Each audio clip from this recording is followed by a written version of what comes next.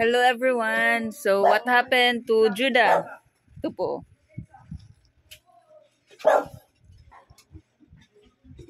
Hindi siya. Sorry Judah.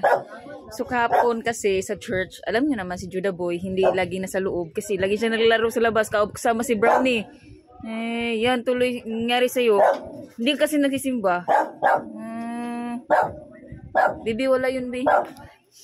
So to make the long story short, nakita ko kasi si Judah lumabas ako. Tapos alam ko kasi si Judah nasa labas. Nasa labas lang naman talaga si Judah, hindi naman siya lumalayo. Dito sa gilid kasi ng simbahan, dito malapit sa may bahay, dito malapit din sa gym. May kasi, may mga basurahan siya. So let's continue. Kahapon nakita ko siya sa lumabas kasi ako. So nandun siya sa gilid ng bahay, malapit sa may basurahan, doon sa may gym. Kitang-kita lang siya dito sa church. Nag-ihi siya. And then, since nandun naman si Judah, so may kinuha lang ako sa bahay, bumalik ako sa loob ng simbahan. Pagbalik ko sa loob ng simbahan, kasi, nakita ko si Judah na hindi naman siya malayo, so wala lang. Umupo ako, and then, pumunta si Judah sa simbahan, umuwi sa simbahan. Tapos, yung position na doon sa doon sa may labasan ng church, doon kasi ako nakaupo. Nandun siya sa ilalim ko. And then, yung mama niya, marami kasing mama si Judah, yung isang mama niya, pumasok ng church, nakita si Judah. Wala lang ako, wala akong pake kay Judah, kasi alam ko na, para siyang nagpapahinga, para siyang,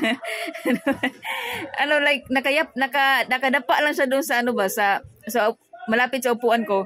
And then it turns out, may dugo na pala. So, sabi niya, anong nangyari? At yan ang nangyari. Hindi ako nakapaminaw sa sermon. Hindi ako naka-continue sa pagkikinig ng sermon kasi nagulat kami, ang daming dugo. Like, ito yung dugo. Yan yung mga dugo. Nagulat talaga ako.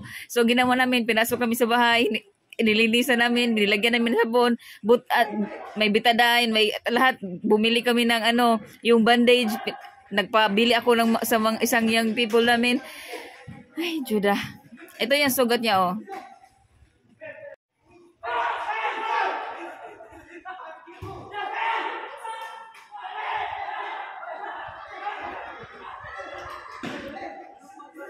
Si Judah kasi, kapag umiihi siya, nagkakalkal, ganyan yung lupa na pinag-iihan niya ba? Kaya siya,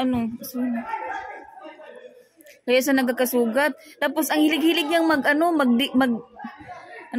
magkalkal ba? Ito yung nangyari din kahapon, oh. Yan kalkal na yan, sure ako na yan yung ginawa mo, kaya ka nagkasugat.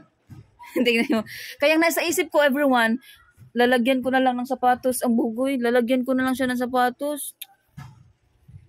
Wala na kaming pampasko nito wala na pang birthday ni baby. Binili natin ng gamot mo. Bili na kayo ng mags para mabawi ko yung gasto sa medical nito.